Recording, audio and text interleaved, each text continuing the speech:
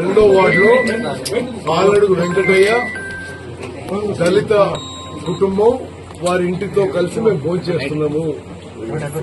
రాష్ట్రంలో పోయిన నెలాఖరు వరకు మీ అందరికి తెలుసు రాషన్లో దొడ్డు బియ్యం 4 గ్రెయిన్స్ ఇచ్చేది.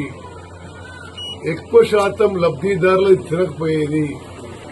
మన ప్రభుత్వం, మన కాంగ్రెస్ ప్రభుత్వం వచ్చిన తర్వాత దీన్ని ఆలోచన చేసి ముఖ్యమంత్రి రేవంత్ రెడ్డి గారు, ఉప ముఖ్యమంత్రి బట్టి విక్రమార్క గారు, మంత్రివర్గం ఆలోచన చేసి రాష్ట్ర వ్యాప్తంగా ఇప్పటి వరకు ఉన్న రాషన్ లబ్దిదారులు 2,81,00,000 మంది. ఇప్పుడు మేము రాషన్ లబ్దిదారుల సంఖ్య కూడా పెంచి 3,10,00,000 మందికి రాషన్ ఇవ్వబోతున్నాము.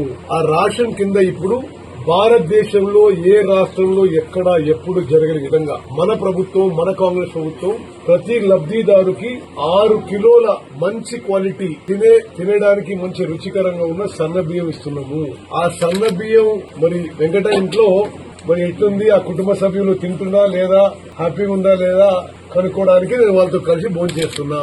ఇది ఆహార భద్రత విషయంలో భారతదేశంలోనే ఒక విప్లవాత్మక మార్పు, ఒక ముందడుగు. దళితులు, గిరిజనులు, బీసీలు, మైనారిటీలు, వ్యవసాయ కూలీలు, అగ్రకులాల్లో నిరుపేదలందరికీ కడుపు నిండా అన్నం పెట్టే పథకం ఇది. రాష్ట్ర జనాభాలో 84% కి మనం ఈ విధంగా ఉచితంగా సన్నబియ్యం, మంచి క్వాలిటీ సన్నబియ్యం ఇస్తున్నాము.